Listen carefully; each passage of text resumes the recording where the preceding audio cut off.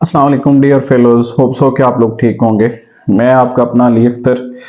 अच्छा, ऐसा है कि लास्ट लेक्चर जिसमें हमने डिस्कस किया था वो एंग्लो सेक्शन के ऊपर हमने एक जनरल डिबेट की थी, जिसके अंदर हमने बहुत सारी चीज़ें जो हैं वो उसको डिस्कवर करने की कोशिश की थी, उनके ऊपर बात की थी हमने हिस्ट्री पॉइंट ऑफ व्यू से। तो जो आज का मेरा लेक्चर होगा वो इस पे है कि ये जो हिस्ट्री है इसके जो इन डिटेल पॉइंट हैं एंग्लो सेक्शन के, जो एग्जाम पॉइंट ऑफ व्यू से आप लोगों के ऊपर जो है वो पूछे जा सकते हैं, पेपर मेकर आपसे पूछ सकते हैं, हमने उसके ऊपर बात करनी है। आज के लेक्चर में मैंने थोड़ा सा कल्चर को छेड़ा हुआ है, कल्चर के ऊपर बात की हुई है, उसके अलावा मैंने इनकी जो है लैंग्वेज उसके ऊपर बात की है, फिर जो एरियाज हैं मैंने उनके ऊपर बात की है, और उसके अलावा बहुत सारी ऐसी चीजें लेक्चर के अंदर मौजूद हैं जो कि हो सकता है कि किसी यूनिवर्सिटी के अंदर इस तरह ना पढ़ाई जाती हो, इसलिए ये वीडियो थोड़ी सी लंबी हो सकती है, जरूर सुनिएगा। इंशाल्लाह आपको बहुत सारी चीजें जो है ना वो क्लियर हो जाएंगी इसके अंदर। चलें जी, हम अपना लेक्चर स्टार्ट करते हैं। जैसे कि हम जानते हैं कि हम एंग्लो सेक्शन की लेक्चर 2 के ऊपर बात करने जा रहे हैं। इससे पहले हमने लेक्चर 1 के अंदर इसकी एक जनरल जो बायोग्राफी टाइप आप कह लें या हिस्ट्री कह लें उसके ऊपर हम बात कर चुके हैं। आज हमने स्टार्ट करना है कि मैंने लास्ट लेक्चर के अंदर एक बात की थी कि जो रोमन थे वो 55 बीसी के अंदर उन्होंने केल्ट्स को जो है शिकस्त दी थी, और उसके बाद उन्होंने ये जो केल्ट्स का जो एरिया था जिसे हमने ब्राइथन या ब्रिटेन कहा था इसको ऑक्यूपाई कर लिया था। तो इन लोगों ने कितनी सेंचुरियां यहाँ पे रूल किया है। अच्छा, ये ना पॉइंट आप नोट कर लें साथ। मेरी कोशिश होगी कि मैं आप लोगों को स्लाइड लिंक वगैरह शेयर कर दूं साथ। लिंक डिस्क्रिप्शन के अंदर आ जाएगा, या नोट्स वगैरह इस तरह की चीजें, या आज मैं इस तरह करूंगा कि अपने व्हाट्सएप ग्रुप का जो लिंक है वो आप लोगों तक शेयर कर दूंगा, ताकि ये चीजें जो है ना रिटन फॉर्म में भी आप लोगों तक पहुंच जाएं। तो हम बात कर रहे थे कि 55 बीसी के अंदर इन्होंने केल्ट्स को जो है वो शिकस्त दी थी, और केल्ट्स के ऊपर इन्होंने 4 सदियां जो हैं इस एरिया को जो है वो सारा ऑक्युपाई करके रखा है। इसके ऊपर इन्होंने रूल किया है, और रूल के साथ साथ जो इन्होंने काम किए हैं मैंने उनके ऊपर बात करनी है आज। इसके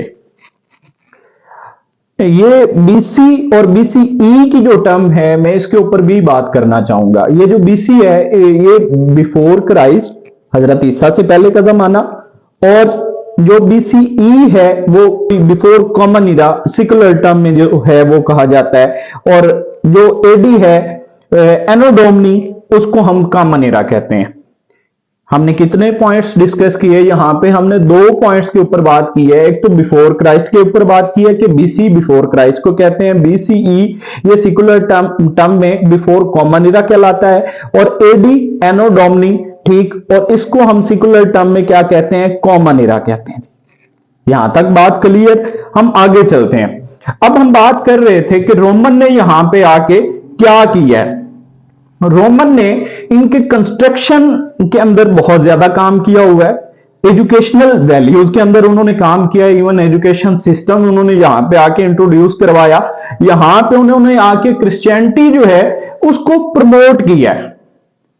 ये लोग पहले क्रिश्चियन नहीं थे, ये आगे जाके मैं बात करूंगा, इसके ऊपर भी मैं बात करता हूं, आप लोगों को बताता हूं कि ये कब ये लोग जो हैं ये क्रिश्चियन बने हैं। चलें जी, हम बात कर रहे थे अभी, पॉइंट नोट कीजिए। पॉइंट के अंदर हम क्या डिस्कस कर रहे हैं कि इन्होंने कंस्ट्रक्शन के ऊपर जो काम किया है उसके अंदर क्या आता है कि इन्होंने रोड मैप इन लोगों का बनाया, ये रोड वगैरह सेट किए हैं। तो ये जो इनके जितने भी रोड मिलते हैं ना एंग्लो सेक्शन के इरा के अंदर, तकरीबन उनकी अगर लेंथ हम काउंट की जाए या उनकी मेजरमेंट ली जाए तो ये 5000 किलोमीटर के ऊपर जो है मुहित रोड जो है एंग्लो सेक्शन या केल्ट्स या ब्रिटेन, या ये जो वेस्ट ब्रिटेन जो इलाका है जिसके अंदर आजकल क्या है, कॉर्निवल है, डिवॉन है, डॉसेट है, सोमवेस्ट ब्रिस्टल है, वेल्टशायर है, ग्लुकस्टशायर है, हर्डवुडशायर है, ये सारी जो काउंटीज हैं ये वो इलाका है। अगर मैं इसके ऊपर बात करूं तो उसके अंदर जो रोड मेजरमेंट मिलती है वो तकरीबन 5000 किलोमीटर की जो है ना बाउंड्री उसकी बनती है, ठीक है। ये रिलीजन वाइज अगर मैं इनके ऊपर बात करूं तो ये लोग जो थे ये पैगन कल्चर के ऊपर, पैगन रिलीजन था, मतलब इनका कोई दीन धर्म खास था ही कोई नहीं। यहां पे ये किस पॉइंट ऑफ व्यू से, मतलब आगे जाके हम डिस्कस करते हैं, इसके ऊपर बात करते हैं, ठीक है, कि इन लोगों को किसने आके कब जो है वो क्राइस्ट किया और ये लोग कैसे क्रिश्चियन हुए। आगे सेकंड जो मैं आप लोगों के साथ पॉइंट डिस्कस करने जा रहा हूं वो नोट कर लें, ये हम डायलेक्ट के ऊपर बात कर रहे हैं। अब यहां पे जिस तरीके से जितने इलाके थे इतने ही डायलेक्ट थे। इनका जो फर्स्ट डायलेक्ट था वो ईस्ट मिडलैंड था, सेकंड में जो था वो वेस्ट मिडलैंड था, और थर्ड पे जो था वो साउथ ईस्ट वेस्ट मिडलैंड था। कितने पॉइंट मैंने आप लोगों के साथ डिस्कस किए, मैंने 3 पॉइंट्स के ऊपर बात की। पहला जो ईस्ट मिडलैंड, सेकंड पे वेस्ट मिडलैंड, और थर्ड पे मैंने आप लोगों के साथ क्या बात की कि साउथ ईस्ट मिडलैंड इन लोगों का जो था ये डायलेक्ट था। उसके बाद आगे अगर मैं बात करूं थर्ड पॉइंट के ऊपर आज के लेक्चर के ऊपर, तो ये गवर्नमेंट के ऊपर बात की जाती है। कोई भी कल्चर है उसके अंदर एक खास किस्म की गवर्नमेंट होती है, ठीक, वो उसके बारे में बताती है कि वहां के लोगों के ऊपर किस तरीके से जो है वो सिस्टम जो है राइज है। तो जो यहां पे निजाम था फ्यूडल लॉर्ड सिस्टम था, फ्यूडल लॉर्ड सिस्टम, ठीक, जागीरदाराना निजाम था, क्रॉन्स थे, चर्च की वैल्यूज थी, चर्च के लोगों की वैल्यूज थी, नाइट्स को प्रमोशन थी, नाइट्स की जो थे सारे रूल्स वो इन लोगों के ऊपर हावी थे। आगे जाके अगर मैं बात करूं कल्चरल, तो सोसाइटी के ऊपर जाहिर सी बात है कोई भी जैसे अभी आप देखें मैंने एक सीक्वेंस के साथ आप लोगों को पहले बात किसके ऊपर की है, मैंने डायलेक्ट के ऊपर बात की। किसी भी सोसाइटी के लिए लैंग्वेज का होना जरूरी है। सेकंड, वहां पे जो निजाम है उसके ऊपर मैंने बात की। अब थर्ड, आगे सोसाइटी के अंदर जो रोल है, मेंस रोल है या वुमेन्स रोल है, उनके ऊपर हम बात करेंगे। डेफिनेटली आप लोग ये जानते हैं, ये चीजें आप लोगों ने पहले ही रीड की होंगी, यूनिवर्सिटीज के अंदर, कॉलेजेस के अंदर ये चीजें पढ़ाई जाती हैं। जो वुमेन रोल था तो वो तो मतलब आप लोग देखते हैं कि 19वीं सदी तक भी आप कह सकते हैं कि ये इन लोगों के पास तो कोई निजाम ही नहीं था। ब्रिटिशर हो गए, यूरोपियन हो गए, इन लोगों के पास कोई वुमेन वैल्यू तो है ही कोई नहीं। तो उस जमाने में क्या खाक होगी, कोई वैल्यू नहीं थी। अगर मैं सिखों के बारे में आगे जाके करेंसी के ऊपर बात करूं, अब देखें ये एक सीक्वेंस चल रहा है, एक चेंज चल रही है। पहले मैंने डायलेक्ट के ऊपर बात की, फिर गवर्नमेंट के ऊपर बात की, फिर उधर रहने वालों के ऊपर बात की। अब जाहिर सी बात है किसी भी सोसाइटी के अंदर सरवाइव करने के लिए उन लोगों को क्या चाहिए होती है, लक्ष्मी, पैसा। अब पैसा के अंदर अगर मैं बात करूं तो इन लोगों के पास क्या थे, ब्रॉन्ज के सिक्के जो हैं आज के जमाने में अगर डिस्कवर किया गया है इन चीजों को तो वो मिलते हैं।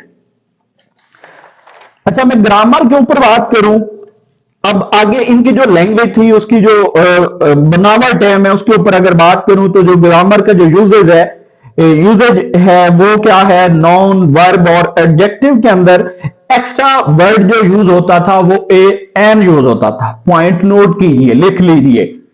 ग्रामर यूजेज था उसके अंदर नाउन, वर्ब और एडजेक्टिव के अंदर क्या ये लोग इस्तेमाल करते थे, एक्स्ट्रा वर्ड यूज करते थे। उसके अंदर क्या था कि ये एन का इस्तेमाल करते थे। एन, सपोज इन्होंने हीट लिखा HEAT, तो इन्होंने साथ एन उसको जो है वो लंबा करके बढ़ा चढ़ा के पेश करना है। ठीक है जी। वेट लिखा तो उसके साथ भी इन लोगों ने एन का यूज किया। अब अगर मैं थर्ड बात करूं टॉपिक के ऊपर तो वो ये है कि ओल्ड इंग्लिश लैंग्वेज जो है ये एक डायनामिक लैंग्वेज है, एक लश्करी लैंग्वेज है, होमोजीनियस लैंग्वेज है। क्योंकि यहां पे जितने कबाइल आए उन कबीलों के अंदर से चुन चुन के अल्फाज इन लोगों ने जो है इसके अंदर समोए और इसको एक जबान का जो है दर्जा दे दिया, और इसको जो है हम ओल्ड इंग्लिश लैंग्वेज कहते हैं। ठीक है, अगर ओल्ड इंग्लिश लैंग्वेज का मैं तखमीना लगाऊं, ठीक है, और जो चीजें मैंने रीड की हैं और वो आप लोगों को बताऊं तो उसके अंदर कोई 30,000 के राउंड अबाउट लाइंस जो हैं वो डिस्कवर हुई हैं। जो टोटली इनका जो लिखा हुआ है ना सारा डाटा जो आज के दौर में हमें जिस शक्ल में भी मिलता है वो तकरीबन 30,000 लाइनें जो हैं इस वर्ग की हमें मिलती हैं जो एंग्लो सैक्सन से बिलोंग करता है।